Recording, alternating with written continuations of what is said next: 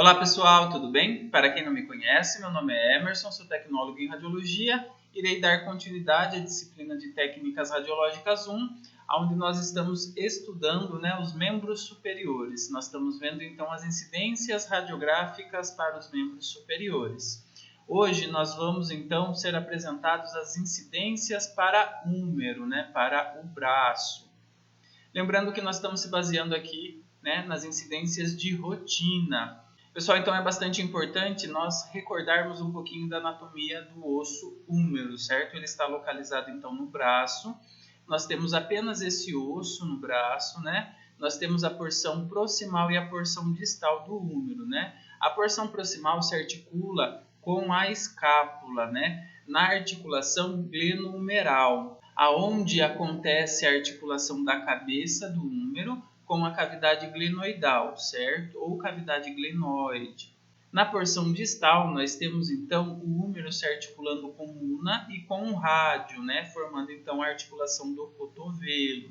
De maneira geral, revisionamos aí um pouquinho da anatomia do osso húmero. Então, nós temos a incidência P, que seria uma incidência antero-posterior. Temos as laterais rotacionais, que seriam aí as incidências lateromedial e médio-lateral. E temos a incidência lateromedial com raios horizontais. Pessoal, então nós vamos ver duas abordagens agora de como executar uma incidência AP para húmero. Onde a primeira, nós estamos visualizando aqui o paciente em decúbito dorsal, certo? Nós utilizaremos o nosso receptor de imagem dentro da gaveta Book, certo, pessoal? Então, utilizaremos aí a gradiente difusora para barrar a radiação espalhada, certo? Utilizaremos o maior receptor de imagem, o 35x43. Nós iremos, então, fazer um movimento de supinação da mão. Então, nós vamos fazer a rotação da mão para que a palma da mão fique para cima, como em posição anatômica. Iremos abduzir um pouco o braço de interesse, certo? Para deixar ele lateralizado, E não em contato com o tronco, certo? Além do movimento de supinação da mão, podemos também tocar os dois epicôndilos, humerais, que são localizados aí na porção distal de húmero, aonde nós vamos identificar eles paralelo ao nosso receptor de imagem e equidistantes, assim garantindo uma frente verdadeira aí do osso húmero, certo? Iremos colimar os quatro lados de interesse. Iremos direcionar o nosso raio central num ponto médio do osso longo, certo? Dessa maneira, garantindo então a inclusão de rádio e una proximal e também incluindo todo o osso húmero, Iremos usar uma distância foco-receptor de imagem de 102 centímetros, 1,2 m.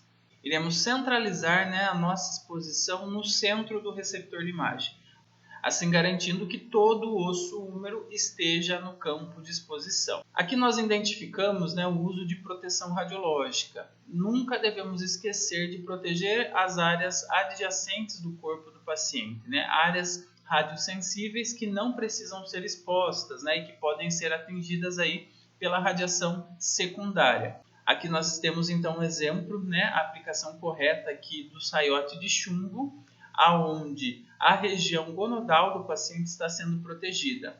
Aqui seria a mesma incidência, porém esse paciente está em ortostase. Então, iremos colocar a porção posterior do paciente em contato com o nosso receptor de imagem, o Book mural nesse caso. Iremos também fazer um movimento de supinação da mão, certo? Mantendo ela em posição anatômica e também certificando aí um AP verdadeiro, tocando os dois epicôndilos, o epicôndilo lateral e o epicôndilo medial, que são localizados aí na porção distal do húmero, direcionando o raio central, então, num ponto médio do húmero, garantindo que rádio e una proximal e todo o osso húmero esteja dentro do campo de exposição. Não teremos grandes dificuldades em realizar essa incidência. Para o posicionamento em ortostase, também utilizamos os mesmos tamanhos de receptores. Então, pacientes maiores, utilizamos o receptor 35x43 e pacientes menores, aí poderemos utilizar o 35x35. Mantemos a mesma distância foco-receptor de 1,2 m. Pessoal, então existem duas maneiras de adquirir aí o perfil para húmero, certo? Nós vamos analisar primeiro a incidência lateromedial, que é essa que está sendo demonstrada aqui nessas duas imagens. Então, nós podemos posicionar o paciente para incidência lateromedial tanto em ortostase quanto em decúbito ventral. O que vai garantir, né, que essa incidência seja lateromedial é a rotação interna da mão, certo? Essa rotação interna da mão e do antebraço vai permitir que o húmero também gire, certo? E os epicôndilos humerais irão ficar perpendicular ao receptor de imagem. O epicôndilo lateral ele vai vir para a porção anterior do paciente com esse giro. Então, nós vamos conseguir identificar pelo epicôndilo, né? Se o epicôndilo estiver voltado para a porção anterior, como está sendo demonstrado aqui por esse ponto preto, né, na imagem, ele vai estar perpendicular ao receptor de imagem. Ele vai estar sobrepondo o epicôndilo medial. Esse é o posicionamento em perfil, né, verdadeiro, certo? Onde os dois epicôndilos ficam uns sobrepostos ao outro. Essa é uma incidência caracterizada como lateromedial, porque o raio vai incidir na porção lateral do braço e emergir na porção medial do braço. Então, temos uma incidência lateromedial, certo? Utilizaremos aqui também os mesmos tamanhos de receptores de imagem, né? Eu estou falando do 35 por 43 ou até mesmo para pacientes menores aí do 35 por 35. Utilizarei uma distância foco-receptor de imagem também de 102 centímetros. Vou garantir, né, que todo o meu húmero esteja no campo de exposição, né? Se eu direcionar o meu raio aí num ponto médio do húmero, né? E dessa maneira fazer com que a colimação, que é o meu campo de exposição, né, abrigue todo o osso húmero. Nessa imagem nós vamos ver como adquirir então a incidência médio-lateral, que também é um perfil de húmero, certo? Para essa incidência, né, nós utilizaremos aí o paciente em ortostase, pois ele terá que ficar numa oblíqua, pois ele, em relação ao nosso receptor de imagem, ficará numa oblíqua de 20 a 30 graus para conseguirmos caracterizar aí uma incidência médio-lateral. O cotovelo do paciente vai ser flexionado. Podemos usar de apoio, né, a cintura para o paciente colocar a sua mão, ou até mesmo que ele segure a sua mão apoiando na barriga, pessoal, porque muitas vezes o paciente está com limitação de movimentos, né? Aqui, né, nós então colocaremos o paciente no oblíqua anterior, né, onde a porção lateral do braço do paciente estará em contato com o receptor de imagem e o raio entrará na porção medial, certo? Então o paciente fica em ortostase e nós colocaremos ele numa oblíqua, né, aonde então o húmero de interesse estará em contato, né, com o nosso receptor de imagem. Nós direcionaremos o raio também, né, num ponto médio aí do osso longo, tá? Devemos entender que nessa incidência, o osso húmero ele vai ficar demonstrado, né, na diagonal do nosso exame. Então, devemos tomar cuidado aí para não acontecer cortes, né, das estruturas de interesse, certo? Devemos comportar toda essa estrutura, que é o húmero, né, dentro do nosso receptor de imagem. Aqui nós vemos a radiografia demonstrando o posicionamento radiológico em perfil, onde a incidência de escolha foi a médio-lateral. Então, é aquela incidência onde o osso ele fica na diagonal no nosso receptor de imagem e o cotovelo flexionado. Aqui também é um perfil, porém a incidência é médio-lateral. Pessoal, agora nós vamos ver, né, o perfil com raio horizontal, que é uma incidência lateromedial para húmero. Então, essa é uma situação específica de um paciente que sofreu um trauma.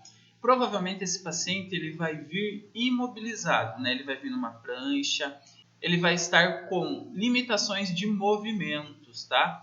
Então, nós conseguimos, né, demonstrar a porção distal do húmero, né, em um perfil, caracterizado uma incidência para traumatismo.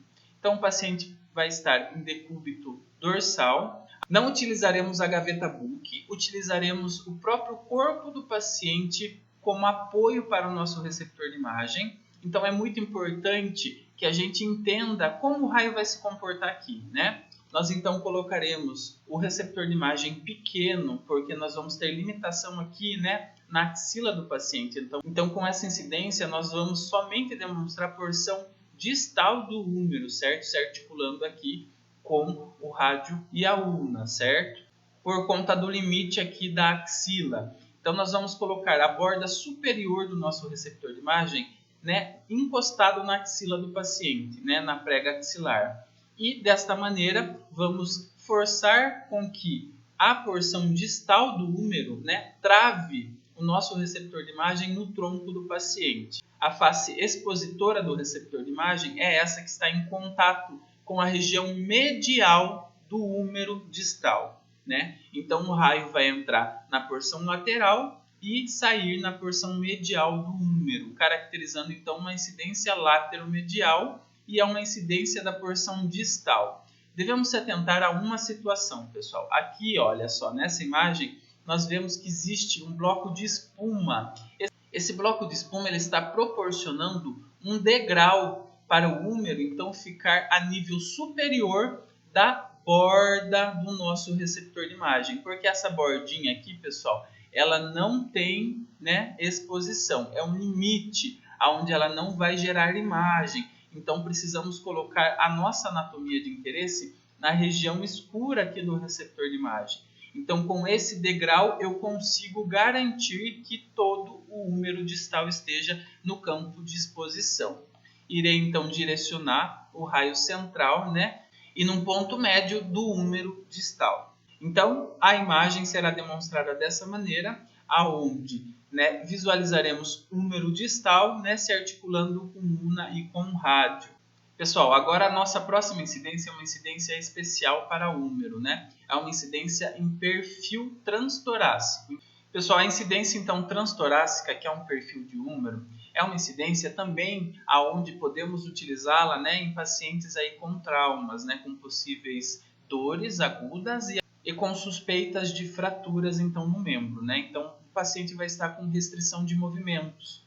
Então, nós utilizaremos o paciente ou em ortostase ou em decúbito dorsal, da maneira que esse paciente fique um pouco mais confortável, né? Utilizaremos então o receptor de imagem 35x43 ou o 35x35, dependendo então da estatura do paciente e do tamanho do membro, né?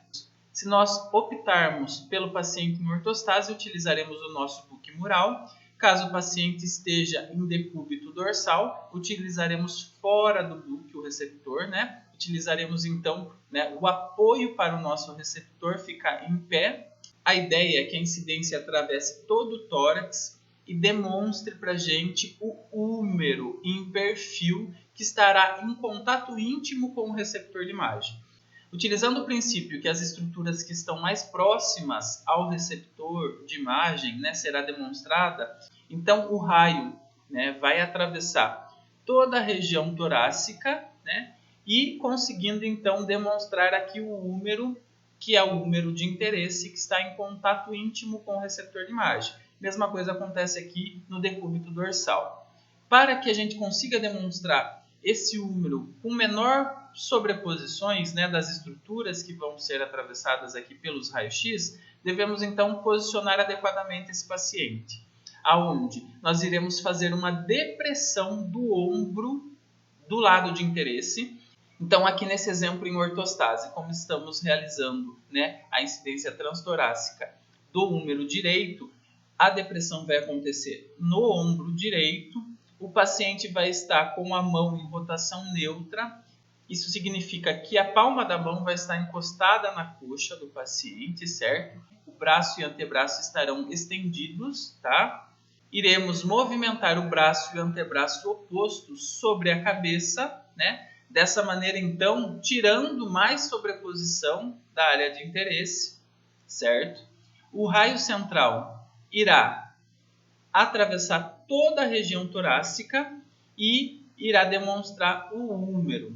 É importante, pessoal, nós colocarmos o braço e o ombro um pouco mais para a porção anterior do corpo do paciente. Dessa maneira, nós vamos tirar a coluna torácica da frente do húmero, certo? O ideal seria que nós conseguíssemos colocar a região pulmonar, né, do paciente na frente do osso húmero, porque nós temos posterior coluna torácica e anterior nós temos o osso externo. Então, se a gente colocar o húmero no centro dessas duas estruturas, né, nós teremos menos sobreposição.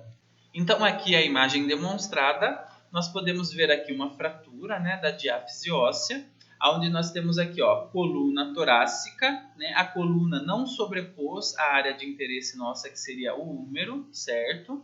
Nós vemos aqui porção proximal, porção distal, né, aqui é a articulação do cotovelo, aqui seria a região pulmonar do paciente, certo? Essa parte branca aqui, pessoal, seria a demonstração dos músculos do braço, certo? É uma imagem alternativa, é um exame alternativo. Ele está caracterizado aí realmente para verificar fraturas, né? Se o paciente tiver com fraturas, ele vai ter limitação de movimentos, né? E essa é uma incidência prática, e que ela demanda menos movimentos do paciente, né? Do membro do paciente. Deixo aqui as referências dos nossos estudos e até uma próxima.